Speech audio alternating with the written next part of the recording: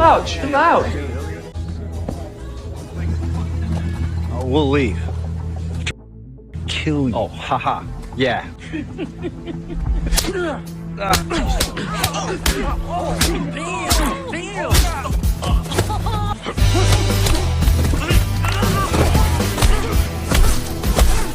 Hey, you broke my arm.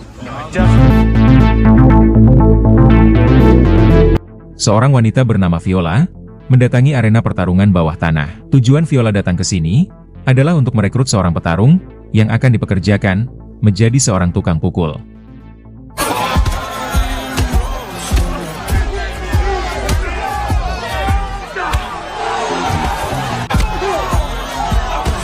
Pertarungan malam itu dimenangkan oleh seorang pria bernama Carl. Tak lama kemudian, seorang pria yang memakai hoodie tiba-tiba naik ke atas arena untuk menantang Carl bergelut.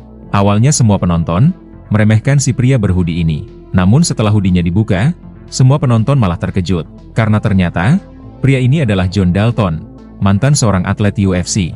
Mengetahui hal tersebut, Carl memilih untuk menyerah. Carl merasa, percuma saja melawan John, karena mustahil bisa menang. Bahkan sebaliknya, Carl bisa tewas di tangan John. Karena semua orang juga sudah tahu, seperti apa kebrutalan John ketika sudah beraksi di atas arena. Alhasil, John keluar sebagai pemenang, dan mendapatkan uang imbalan, tanpa harus mengotori tangannya, bertarung di atas arena. Saat akan masuk ke mobil, John dihampiri oleh Viola.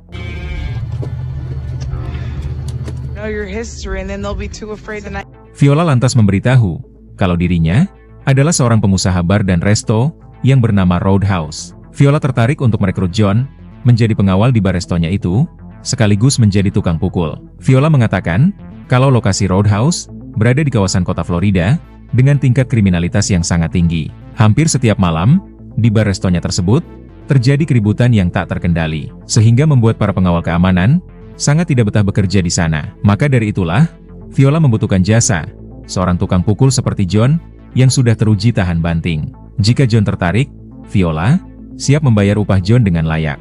Florida Key night. I trashed the place. I can pay you good money. Judging by your... Sayangnya, John sama sekali tidak tertarik bekerja sebagai tukang pukul. Kendati demikian, Viola tetap memberikan nomor teleponnya, karena siapa tahu, nanti John berubah pikiran. Ternyata, sejak pensiun dari UFC, dan karena suatu kejadian di masa lalu, John malah berakhir menjadi gelandangan. Bahkan, John yang tidak memiliki tempat tinggal, terpaksa harus tidur di mobil bututnya ini. Bahkan tak jarang pula, John ditilang oleh polisi, karena memarkirkan mobilnya di pinggir jalan. John yang mengalami depresi berat, bahkan sudah beberapa kali mencoba mengakhiri hidupnya sendiri. Namun sepertinya, Tuhan masih menginginkan John untuk hidup lebih lama lagi, agar bisa memperbaiki diri.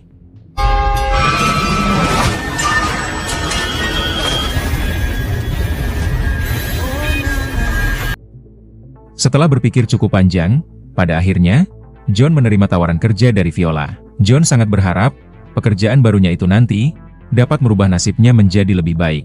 Sehingga dengan begitu, John sudah tidak perlu menjadi gelandangan lagi, hidup luntang-lantung di jalanan. Singkat cerita, John sampai di kota Florida.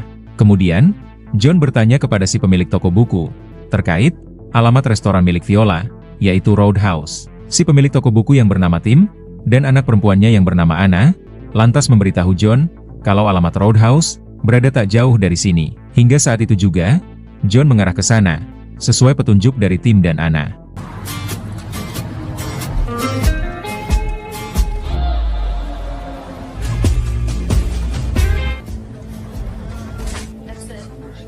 Singkat cerita, John sampai ke Roadhouse milik Viola. Sebelum bertemu dengan Viola, John memilih untuk ngopi sejenak.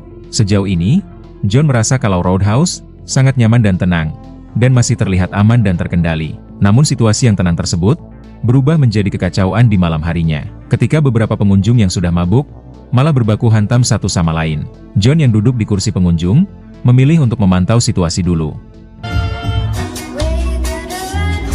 Hingga tak lama kemudian, datanglah geng motor yang dipimpin oleh seorang pria bernama Jarod.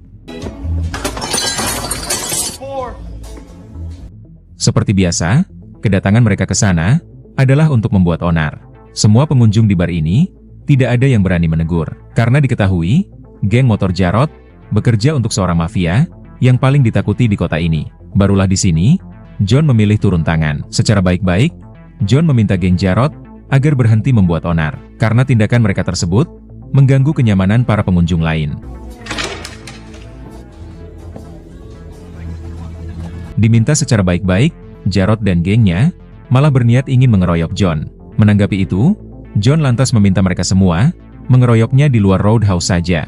Setelah berada di luar Roadhouse, inilah yang dilakukan oleh John.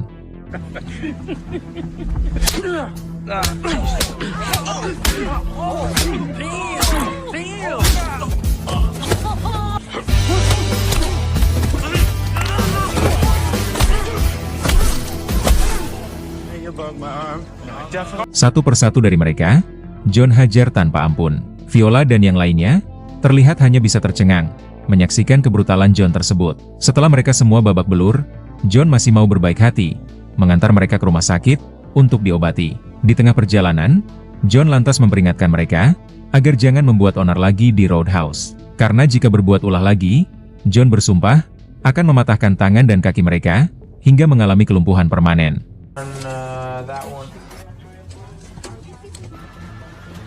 Saat hendak pulang, John dihampiri oleh seorang dokter yang diketahui bernama Mia. Mia berterima kasih kepada John karena telah memberi mereka pelajaran, sekaligus membawa mereka ke rumah sakit. Mia mengatakan, geng motor tersebut memang suka sekali membuat onar atas perintah dari Mark yang merupakan anak seorang bos mafia. Di saat yang sama, Mia menyadari kalau perut John terluka akibat pergelutan tadi. Mia lantas menawarkan diri untuk mengobati luka John. My fault. I want to pay for it. Cephalexin. Setelah selesai diobati, John kembali ke Roadhouse dan bertemu dengan Viola. Kemudian, Viola memberikan gaji pertama John dan mengucapkan terima kasih karena telah mengatasi geng preman tadi. Artinya mulai sekarang, John resmi bekerja untuk Viola, menjadi pengawal di Roadhouse, sekaligus sebagai tukang pukul. Karena malam sudah larut, Viola lantas menyarankan John menginap di hotel terdekat saja. Namun John menolak dan malah meminta izin untuk menetap di kapal tua milik Viola yang terapung di muara depan sana. Viola pun mengizinkannya, namun Viola memperingatkan John kalau di muara tersebut terdapat seekor buaya ganas. Well, I said You were more than welcome to stay there, but Ketika sedang membersihkan kapal tua itu, John bertemu dengan penjaga dermaga yang diketahui bernama Lucas. Lucas lantas memperingatkan John agar berwaspada terhadap buaya, karena beberapa hari yang lalu, anjingnya diterkam oleh buaya itu. Saat menjelang tidur, John mengenang kembali masa lalunya, saat masih menjadi petarung UFC. Saat itu, John dan sahabat baiknya dipertemukan di atas arena. Namun sebelum tarung dimulai, John dan si sahabat malah terlibat adu bacot, bahkan nyaris terlibat baku hantam. Karena meskipun bersahabat di luar arena, namun di atas arena, mereka adalah musuh. Di tengah pertarungan, John malah lepas kendali dengan menghabisi lawannya yang merupakan sahabatnya sendiri. Akibat perbuatannya itu, John sempat dipenjara dan dilarang tampil lagi dalam pertarungan profesional manapun. Sejak saat itulah, John mengalami depresi hingga berakhir menjadi gelandangan. Sampai saat ini, John masih dihantui rasa bersalah dan penyesalan yang sangat mendalam. Di pagi harinya, karyawan Viola yang bernama Sarah datang membawakan sarapan untuk John, yaitu sebagai ucapan terima kasih karena tadi malam John telah menghajar geng motor Jarod. Hey, Charlie. Not gonna lie, I was Selesai sarapan, John singgah di toko dan bertemu dengan Anna. John datang untuk meminjam PC untuk mendaftarkan akun asuransi pekerja. Namun di waktu yang sama, anak buah Jarod, alias anggota geng motor, kembali membuat ulah di depan toko. Anna sudah berusaha mengusir mereka, namun jelas tak dihiraukan. Namun setelah melihat batang hidung John, barulah mereka ketakutan dan bergegas pergi dari sana.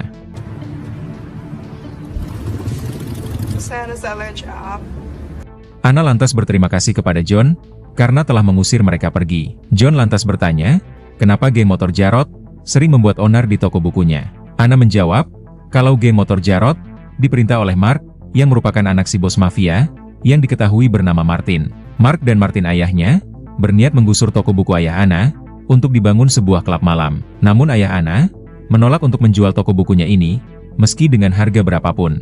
Oleh sebab itulah, Mark menugaskan geng motor Jarod membuat onar di toko buku ini agar Anna dan ayahnya menjadi tidak betah dan memilih pindah dari sini. I'm sorry to hear that. More than one of them.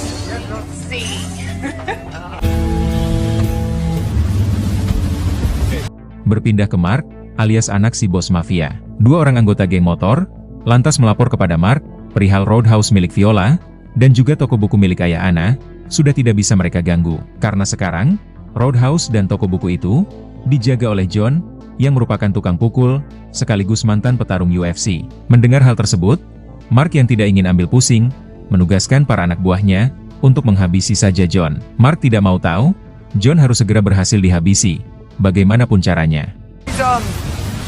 And man, he holds on. Told us why you wanna. Well, maybe it's time we get.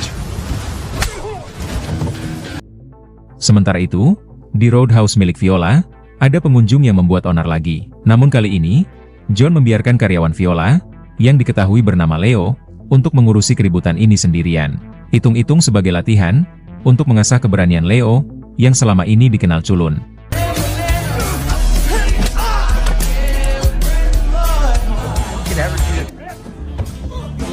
Alhasil, setelah disemangati oleh John, Leo berhasil menangani keributan tersebut dengan caranya sendiri. Setelah itu, John mengobrol dengan Nico, si karyawan Roadhouse yang lain. Nico meminta John agar selalu berwaspada, karena kelompok mafia yang saat ini dipimpin oleh Mark pasti berniat ingin menghabisi John. Dikarenakan John telah berani macam-macam dengan menghajar geng motor Jarod yang merupakan para anak buah Mark. Mark dan Martin ayahnya, alias si bos mafia, mereka dikenal sangat brutal dan juga tidak kenal kata ampun. Selain itu, kelompok mafia tersebut juga bersekongkol dengan para polisi korup. Para polisi korup itulah yang selama ini melindungi para mafia tersebut agar lolos dari jeratan hukum. Sorry, what? It's my hairdresser. Di sore harinya, John bertemu lagi dengan Mia, alias si dokter cantik. Mereka berdua lantas mengobrol, membicarakan tentang wilayah ini yang dikuasai oleh kelompok mafia. Bahkan para polisi saja dibuat kewalahan mengatasi mereka. Bahkan sebagian besar polisi memilih untuk bersekongkol dengan para mafia tersebut. Mia lantas meminta John agar selalu berwaspada, karena saat ini John pasti sedang diincar untuk dihabisi. Mengingat hanya John saja satu-satunya warga sipil yang berani melakukan perlawanan. Right inside a shell, which Di malam harinya, John bertemu dengan Viola untuk mengambil gaji minggu ini. Setelah gaji didapatkan, John kembali ke kapal dengan berjalan kaki. Namun di tengah jalan, John malah ingin ditabrak oleh seorang anak buah Mark.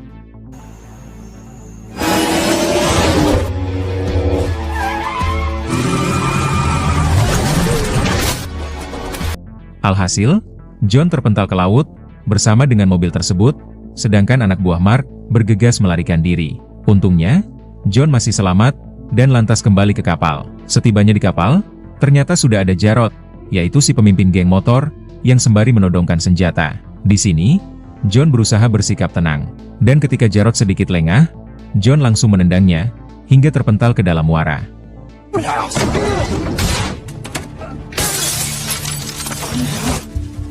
Meskipun Jarod berniat ingin menghabisi dirinya, John masih tetap mau berbaik hati untuk menolongnya. Namun saat akan dibantu naik ke kapal, buaya penunggu muara langsung menerkam Jarod hingga tewas.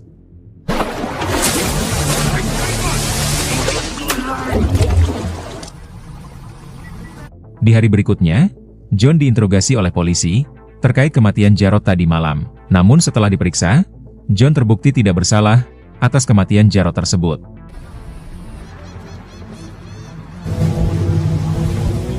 Berpindah ke Mark, yang menjadi begitu sangat murka, karena sampai saat ini, John masih belum berhasil dihabisi. Akibatnya, rencana penggusuran Roadhouse dan penggusuran toko buku tersebut menjadi terkendala. Alhasil, proyek pembangunan resort dan juga proyek pembangunan klub malamnya juga ikut menjadi terkendala. Di mana selama ini, itulah yang menjadi alasan Mark menugaskan geng motor Jarod membuat onar di Roadhouse dan juga di toko buku, agar Viola dan ayah Anna menjadi tidak betah dan memilih untuk menjual tempat usaha mereka kepada Mark dengan harga yang relatif murah. Akan tetapi, Viola malah menyewa jasa John untuk menjaga Roadhouse dan toko buku, sehingga membuat rencana Mark menjadi berantakan.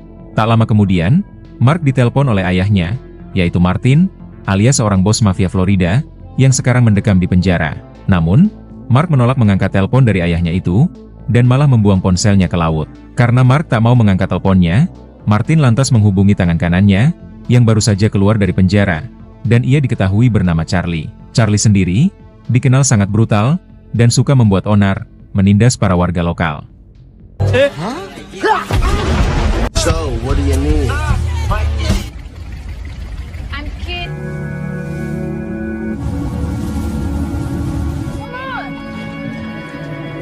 Sementara itu, hubungan John dan Mia kini sudah semakin dekat. Bahkan, Mia tanpa ragu membawa John ke tengah laut untuk bercocok tanam. John yang sudah lama tidak bercocok tanam, tentu ia pun setuju melakukannya dengan senang hati.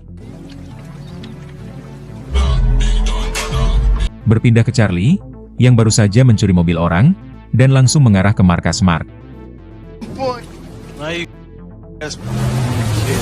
Tak lama kemudian, Mark pun kembali, dan melihat para anak buahnya telah dihajar oleh Charlie. Mark langsung memarahi Charlie, namun inilah yang Charlie lakukan.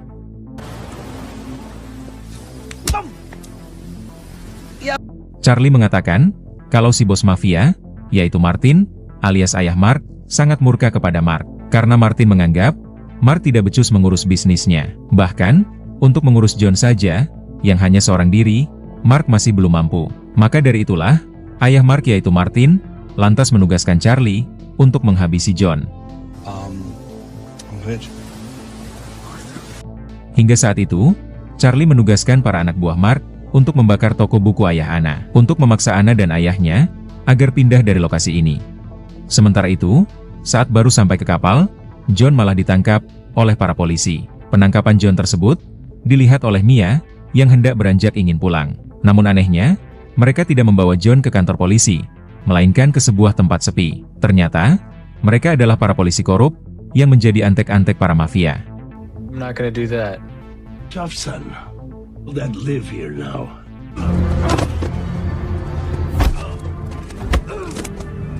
Si ketua polisi yang bernama Ramon, bersiap ingin menghabisi John, sesuai perintah dari Mark. Namun belum sempat itu terjadi, Mia pun datang, untuk menyelamatkan John, dan langsung membawanya pergi dari sana.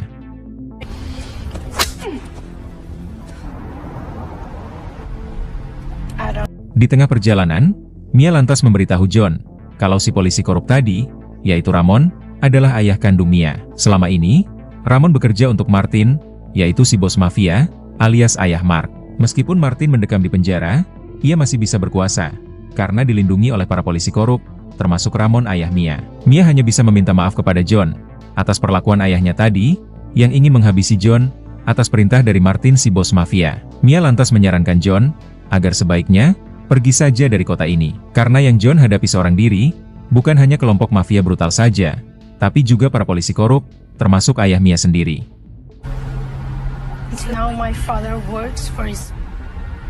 Namun John yang keras kepala, menolak saran dari Mia, untuk segera pergi dari kota ini. Di malam harinya, John kembali ke bar, untuk bekerja seperti biasanya. Ben Brandt. Let me guess, it's your turn now. Di bar tersebut, John bertemu dengan Mark, yang lantas memperingatkan John, agar sebaiknya pergi saja dari kota ini. Namun John menolak, dan berkata kalau dirinya, hanya ingin bekerja, bukan ingin mencari masalah.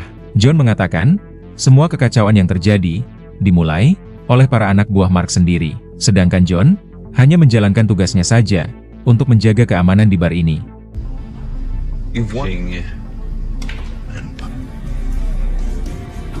Menanggapi penolakan tersebut, Mark langsung menugaskan Charlie, memberi pelajaran kepada John. Setibanya di dalam bar, Charlie langsung membuat onar, hingga terjadilah keributan besar.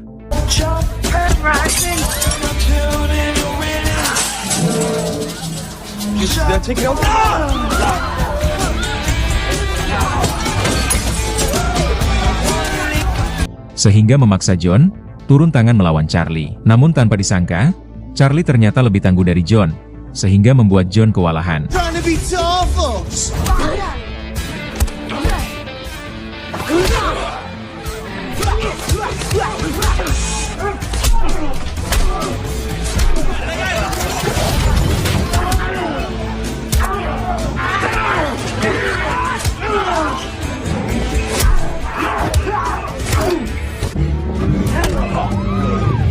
wrong with you? Di saat yang sama, Mia dan para polisi datang ke bar tersebut, sehingga John dan Charlie memilih untuk pergi dari sana. Setelah itu, John kembali ke kapal dan mengemasi barang-barangnya. Rupanya, John memilih untuk menyerah dan pergi dari kota ini. Namun saat John hendak pergi, Viola pun datang dan langsung menjelaskan alasan kenapa dirinya bersikeras mempertahankan Roadhouse. Viola mengatakan kalau tempat tersebut adalah peninggalan orang tuanya. Viola sama sekali tidak rela warisan mendiang orang tuanya dirampas oleh para mafia serakah. Namun John tidak peduli dengan semua itu dan merasa kalau dirinya sengaja dimanfaatkan oleh Viola dalam melawan para mafia brutal itu untuk mempertahankan Roadhouse-nya. Namun saat akan naik ke dalam bis, John melihat toko buku ayah Anna yang dibakar oleh para mafia. John juga mendapat kabar kalau Anna dan ayahnya sekarang terbaring di rumah sakit akibat mengalami luka bakar yang serius. Mengetahui itu semua, tentu John menjadi sangat murka. Pada akhirnya, John pun batal untuk pergi dan akan meratakan para mafia itu dulu hanya dengan seorang diri saja. Malam itu juga, John mulai membantai anak buah Mark yang ditugaskan oleh Mark membakar toko buku milik ayah Anna.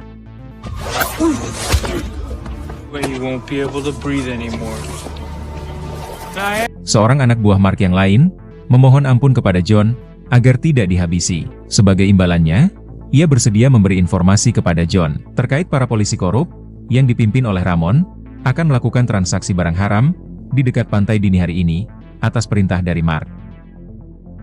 Pada dini harinya, John sudah berada di pantai tersebut sembari membawa jasad anak buah Mark yang John habisi tadi malam. Setelah transaksi selesai, seorang polisi korup anak buah Ramon memasukkan sebuah koper ke dalam sebuah kapal. Lalu dengan sigap, John menyerang polisi korup ini dari arah belakang. Setelah koper diperiksa, ternyata isinya adalah uang penjualan barang haram. Setelah uang itu John sembunyikan, ia lantas menembak jasad anak buah Mark menggunakan pistol milik si polisi korup alias anak buah Ramon, agar seolah-olah kalau anak buah Mark dihabisi oleh para polisi korup yang menggelapkan uang barang haramnya.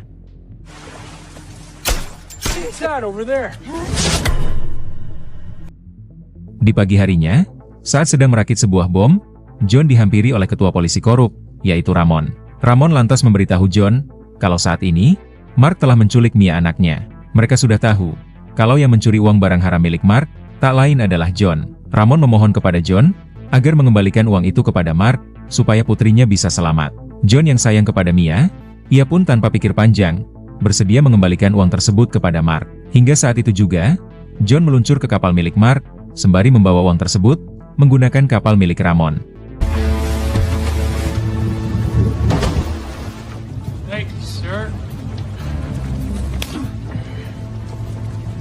Setibanya di sana, John bertemu dengan Mark dan juga Ramon ayah Mia. Ramon lantas menjelaskan kepada John kalau Mia tidak diculik. Itu semua hanyalah akal-akalan Ramon saja untuk memancing John datang ke sini sembari membawa uang barang haram itu. Namun tanpa disangka, Mark memang sudah menculik Mia, sehingga membuat Ramon marah mengetahui anaknya benar telah diculik. Namun ternyata, John sudah mengantisipasi kekacauan seperti ini akan terjadi. Ternyata, koper yang John bawa bukanlah berisi uang milik Mark, melainkan sebuah bom. Hingga saat itu juga, John meledakkan bom yang ia bawa.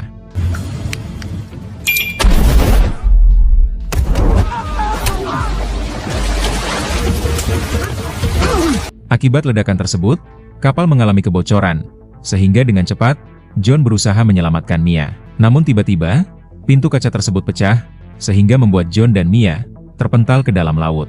Lalu dengan cepat, Mark menculik Mia dan membawanya pergi dari sana. Sedangkan Charlie berusaha menghabisi John menggunakan perahunya. Namun dengan sigap, John berhasil membalikkan keadaan dengan mengambil alih perahu Charlie. Sedangkan Charlie sudah terpental ke dalam laut.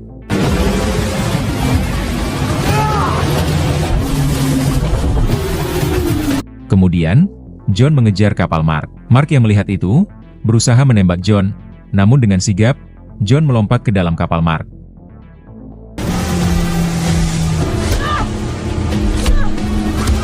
Ketika kapal tersebut akan menabrak bar Roadhouse, John bergegas membawa Mia melompat ke dalam laut. Sedangkan Mark dan kapalnya menghantam bar Roadhouse. Sementara itu, Charlie yang masih hidup berhasil naik ke atas jembatan. Kemudian, Charlie membegal sebuah mobil untuk menuju ke Roadhouse. Berpindah ke John, yang sudah berhasil mengamankan Mia. Kemudian, John menuju ke bar Roadhouse dan bergelut dengan Mark yang masih hidup.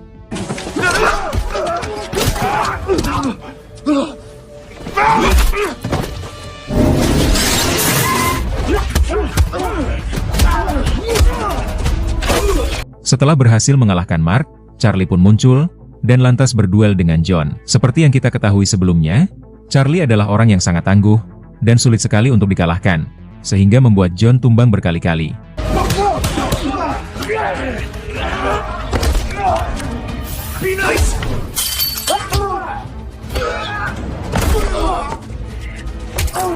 Kemudian, Mark menugaskan Charlie untuk menghabisi John sekarang juga. Namun, Charlie yang tidak suka diatur-atur, ia malah langsung menghabisi Mark, anak si bos mafia tersebut. Setelah itu, Charlie berniat menghabisi John yang sudah terkapar di lantai. Namun dengan sekuat tenaga, John terus berusaha bangkit dan melakukan perlawanan. Sehingga pada akhirnya, Charlie tewas di tangan John.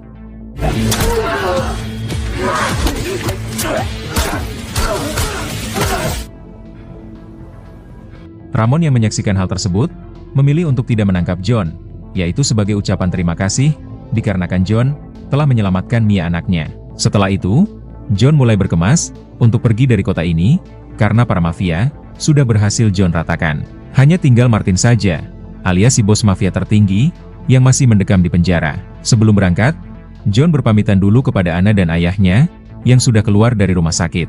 Anna dan si ayah lantas berterima kasih kepada John, karena telah membantai para mafia tersebut. Ternyata, uang barang haram yang dicuri John, ia berikan kepada Anna dan ayahnya. Sehingga dengan uang itu, mereka bisa membangun lagi toko bukunya, yang sudah dibakar oleh para mafia. Setelah itu, John pergi dengan perasaan lega, karena semuanya sudah aman. Viola sudah bisa menjalankan usahanya dengan tenang, tanpa gangguan dari para mafia itu. Kemudian, film pun selesai.